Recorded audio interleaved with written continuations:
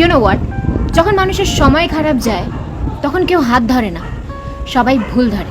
সময় আর বুদ্ধি না কখনো একসাথে আসে না। সময় থাকতে থাকতে কখনো বুদ্ধি আসে না, আর যখন বুদ্ধি আসে তখন সময় থাকে না। আর যাদের এই দুটো একসাথে আসে তারা খুবই লাকি। লোকে আমাদের সাথে যেরকম ব্যবহার করে, আমরা যদি সেই ব্যবহারটাই তাদের রিটার্ন দিই, তারা সেটা হজম করতে পারে না। আর তখনই তুমি বাজে হয়ে যাবে তাদের কাছে। শোনো, কারোর ওপর অন্ধবিশ্বাস করা উচিত না, কারণ একজন অন্ধ মানুষও যখন দেখতে শেখে তখন সে প্রথমে ওই লাঠিটাকেই ফেলে যে লাঠিটা এতদিন তার সাথে ছিল। পরকে আপন বানানো অনেক সোজা, কিন্তু আপনকে আপন বানিয়ে রাখা অনেক বেশি কঠিন।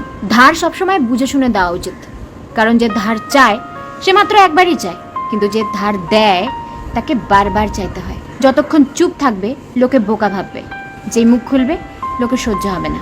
তুমি ঠিক, এটা তোমার আত্মবিশ্বাস, কিন্তু শুধু তুমিই ঠিক বাকি সবাই ভুল, এটা তোমার ভুল, তোমার অহংকার। যেই পরিবারে সবাই একে অপরের হাত ধরে থাকে তাকে কখনো অন্য কারোর পা ধরতে হয় না। বয়স বাড়ার মধ্যে না একটা আলাদাই ব্যাপার রয়েছে, বুঝলে?